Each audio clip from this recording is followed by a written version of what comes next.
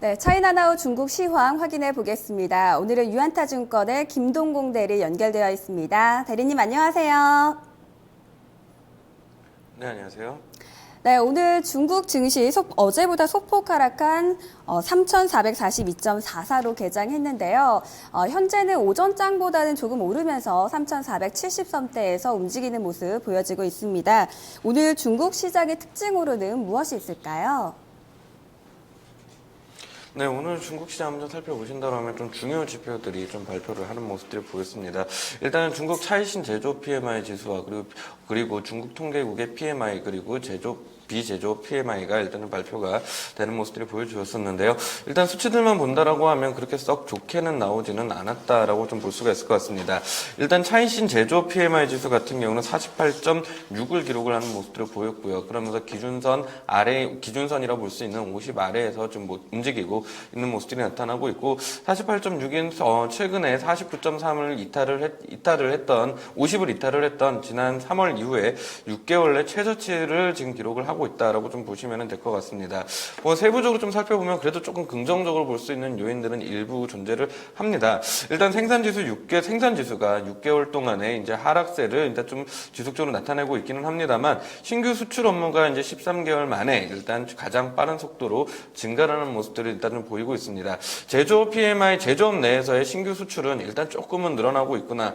그리고 앞으로 좀 좋아질 가능성들은 좀 있지 않을까라는 그런 기대를 좀 갖게 하는 그런 흐름들이다라고 볼 수 있겠습니다. 자, 그리고 중국 통계국에서 발표하고 있는 제조업 PMI 같은 경우는 49.6으로 전월치보다 하회를 하는 모습들이 보였습니다. 그리고 비제조업 PMI가 일단 조금 중요하다고 좀 볼 수가 있을 것 같은데 중국 같은 경우는 이제 제조업보다는 비제조업 비중들이 점차적으로 커지고 있습니다. 실질적으로 비제조업 PMI가 GDP에서 차지하는 비중이 이제는 제조업을 뛰어넘고 50%를 넘어가고 있는 구간들이기 때문에 더욱 그러한데요.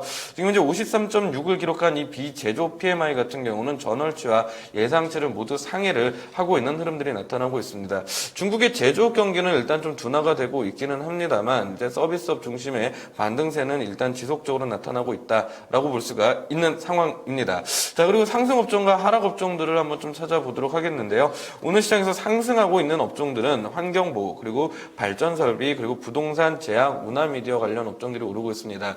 특히나 부동산 같은 경우는 1대1로 정책과 최근에 징진지 프로젝트에 대한 국무원과 정부 관료들의 입에서 지속적인 개발 촉진에 대한 계획 촉진에 대한 발언들이 나오기 시작을 하면서 수혜를 받고 있는 것으로 일단 좀 보여지고 있고요. 그리고 하락업종 같은 경우는 해운, 증권, 항공우주, 은행, 자동차들이 일단 좀 하락을 하고 있는데 중국 시장의 상해 증시에서는 특히나 이 금융업종들이 좀 차지하는 비중들이 좀 큽니다. 때문에 지금 증권주와 그리고 은행주가 밑으로 빠지기 시작을 했다는 이야기는 지수 관련 대형주들 위주의 하락세들이 좀 진행이 되고 있고요. 개별주들 위주의 상승세가 나타나고 있다라고 볼 수가 있겠습니다. 네, 이번에는 중국의 주요 이슈 확인해 보도록 하겠습니다. 오늘은 아무래도 중국 위안화의 SDR 편입이 가장 큰 이슈가 아닐까 싶은데요. 위안화 SDR 편입에 대해서 자세한 내용 전해주시죠.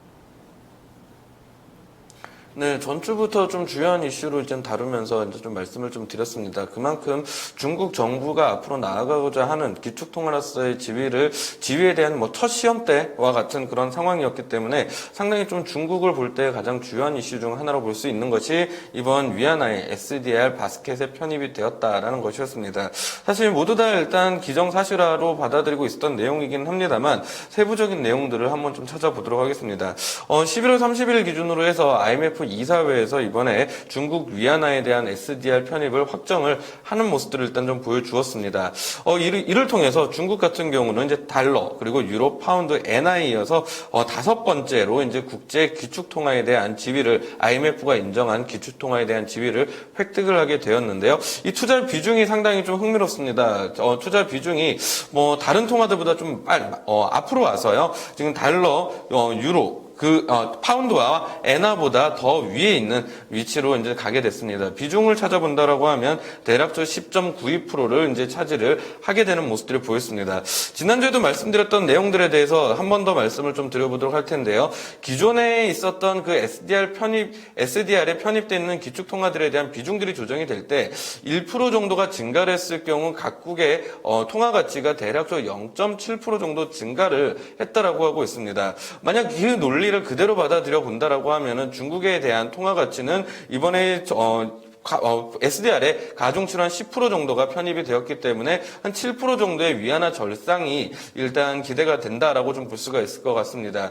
아무것도 없었던 상황에서 10%가 편입이 되었기 때문에 기존에 있었던 통화들에 대한 이런 공식들을 그대로 적용할 수는 없겠습니다만 이 흐름들이 결국은 위안화 가치에 대한 강세에 대한 흐름들로 이어질 수밖에 없을 것 같습니다. 그동안에 최근 들어서 지수가 빠지기 시작을 하고 있는 구간들에서 후강통 시장에 대해서 외국인 소진율이 상당히 좀 낮은 모습들을 보여주었었는데요. 이번 계기를 통해서 외국인들이 중국 시장에서 환차익을 노릴 수 있는 하나의 흐름들이 상황이 지금 만들어졌기 때문에 외국인 투자자들에 대한 흐름들이 어느 정도 좀 이어질 수가 있는 흐름들이지 않을까라고 볼 수가 있을 것 같습니다. 그리고 내년에 시행될 것으로 지금 예정돼 있는 성강통 시행과 맞물린다라고 하면은 외국인 투자자 입장에서 중국은 상당히 좀 매력적인 시장으로 다가올 수밖에 없기 때문에 앞으로 이 중국 시장의 투자에 좀 긍정적인 하나의 시그널이, 그러니까 하나의 절차가 이제는 하나 통과가 돼서 새롭게 현실화되었다라는 것에 아주 큰 의미가 있다고 볼 수가 있겠습니다. 네, 또 국무원에서는 택배업 발전 추진과 관련해서 의견 발표가 있었다고 하는데요. 이와 관련된 내용도 전해주시죠. 네, 중국 같은 경우는 지금 그러니까 영토가 상당히 조금 넓은 상황입니다. 그렇기 때문에 이 택배를 배달하거나 이럴 때 상당히 오랜 시간이 걸리고 있고, 그로 인해서 중국 국민들에 대한 불만들도 상당히 좀 많이 늘어나고 있습니다. 하지만 중국은 지금 세계에서 가장 빠르게 인터넷이 보급이 되고 있는 나라고 스마트폰이 보급이 되고 있는 나라입니다. 그를 통해서 이런 사업들, 이제 예를 들어 전자상거래 시장들이 상당히 좀 빠르게 발전을 하고 있는 그런 국가입니다. 그러다 보니까 이 전자상거래를 통해서 물건들을 주문했을 경우 이것들을 배달을 할 택배업에 대한 수요가 상당히 좀 늘어나고 있습니다. 그리고 지금 현재 너무나 넓은 영토들 때문에 상당히 택배 소요까지의 배달 시간들이 좀 상당히 오랜 시간들이 걸리고 있습니다. 때문에 중국 시장에서는 전자상거래를 활성화시키기 위해서 첫 번째 선결 조건으로 내걸고 있는 것이 지금 현재 택배업이다라고 보시면 될 것 같습니다. 지금 현재 중국 정부에서 목표로 하고 있는 수치들을 한번 좀 살펴보도록 하겠습니다. 2020년까지 연간 택배 처리량들을 500억 건까지 지금 올릴 계획들을 지금 갖고 있고요. 그리고 연간 매출액을 8천억 위안까지도 달성을 지금 목표로 하고 있습니다. 또한 여기서 세부적으로 달성할 수 있는 계획으로 지금 내세우고 있는 것이 주요 도시 간에서는 48시간 안에 모든 배송들을 완료한다라는 그런 정책을 수립을 하고 있는데요. 이를 통해서 지금 일자리를 20만 개까지 창출을 하겠다라고 이야기를 하고 있습니다. 결국 택배를 도달시키는 시간들을 짧게 함으로 통해서 전자상거래를 발달을 시키게 하겠다는 의도가 첫 번째고요. 두 번째로 볼 수 있는 것이 이 택배업을, 전자상거래 시장들을 활성화시키기 위해서는 택배업에 대한 확장이 필요한데, 이 확장을 위해서는 결국 일자리가 필요할 수밖에 없다. 그래서 결국은 전자상거래와 일자리 시장 두 가지 모두 다를 잡을 수 있는 것이 바로 이 택배업이다라는 것에 의의가 있다고 볼 수가 있을 것 같습니다.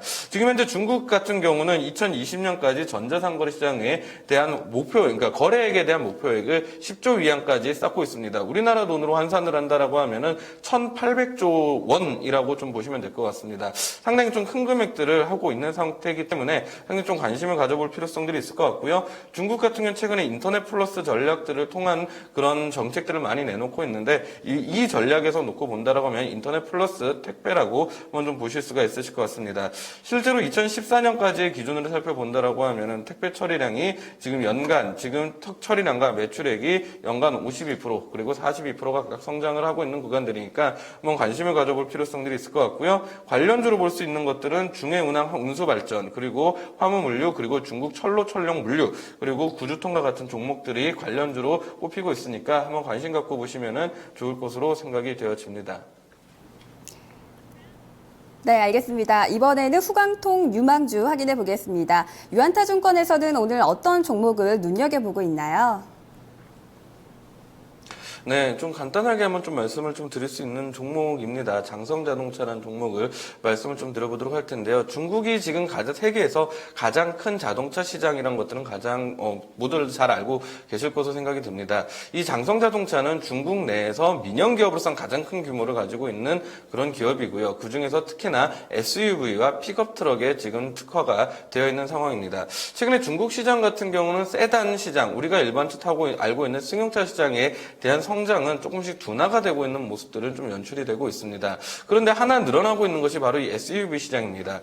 중국인들에 대한 소득이 증가를 하면서 일반 승용차 대비, 일반 세단 대비 조금 더 비싼 SUV에 대한 선호도가 지금 올라가고 있다라는 것인데요. 지금 그런 흐름들의 가장 수혜를 볼 수 있는 것이 바로 이 장성자동차다라고 말씀을 드려볼 수 있을 것 같습니다. 실제로 실적을 한번 좀 확인을 해보도록 하겠습니다. 지금 결산 기준의 실적들을 한번 보신다라고 하면은요, 중국의 자동차 시장의 성장과 함께 실적이 2011년부터 기하급수적으로 증가를 하고 있는 모습들이 보여지고 있습니다. 지속적인 우상향 기조가 그대로 지금 드러나고 있는 구간들이다라는 것들을 확인을 할 수가 있을 것 같은데요. 지금 현재 중국에서는 중국 자동차 취득세 인하와 같은 소비 진작 정책들을 같이 펼치고 있는 상황입니다. 그렇다라고 하면은 이 장성자동차에 대한 수혜 역시도 같이 입을 수밖에는 없다라고 볼 수가 있겠습니다. 기술적인 흐름들을 가지고 마지막으로 한번 좀 정리를 한번 해보도록 할 텐데요. 사실 장성자동차는 중국 시장이 조정을 받으면서 지속적인 하락세를 보여왔었던 종목이었습니다.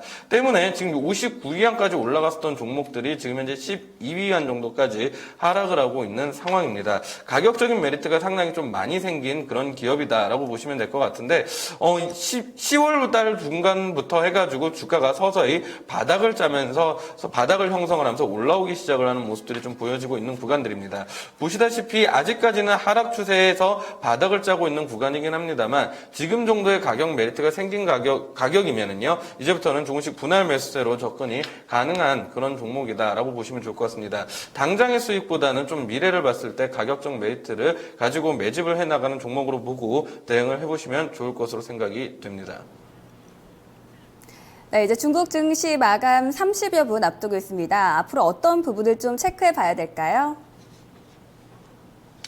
네, 지금 현재 이번 주에 있을 가장 큰 이슈는 아무래도 20의 통화정책 회의를 들어볼 수가 있을 것 같습니다. 중국 같은 경우는 유럽에다 가장 많은 수출을 하고 있는 국가다라고 좀 볼 수가 있을 것 같은데요. 이번에 유럽에서 자금들 양적 완화를 시행을 한다라고 하면은 결국 유럽에서의 경기 부양책들이 결국 중국으로 전이가 될 수밖에는 없는 상황입니다. 때문에 이번 3일에 있을 유로존의 양적 완화 규모가 도대체 얼마 정도가 나오는지를 확인을 해 보실 필요성들이 있다라는 것을 첫 번째로 말씀을 좀 드려보고 싶습니다. 그리고 또 기술적인 흐름들을 가지고 하나 또 말씀을 좀 드려보고 싶은데요. 지금 현재 중국 시장 같은 경우는 지난번에 있었던 이러한 고가대 라인에 대한 지지 라인에 지금 형성이 되기 시작을 하고 있습니다. 이 고가권이 지금 지지로 지금 적용을 하고 있는 모습들인데 여기가 이탈이 되지 않는 것이 지금 현 구간에서는 상당히 중요하다라고 말씀을 드릴 수가 있거든요. 그렇다라고 하면 지금 현재 이 포인트가 3,420포인트대입니다. 3,420포인트가 깨진다라고 했을 경우 중국 증시는 다시 바닥에서 어느 정도 올라온 다음에 다시 한번 바닥을 테스트하는 과정들로 넘어갈 수밖에 없습니다. 지금 현 구간은 좀 적극적인 트레이딩보다는 3일에 있을 22 통화정책회의에서의 양적 완화 규모를 좀 확인을 하시고 바라보시는 게 좀 시장에 대한 대응에 나서는 것이 좀 좋을 것으로 보여집니다. 네, 대리님 오늘 말씀 고맙습니다. 네, 감사합니다. 네, 지금까지 차이나나우 유안타증권의 김동공 대리와 함께 중국 시황 확인해 봤습니다.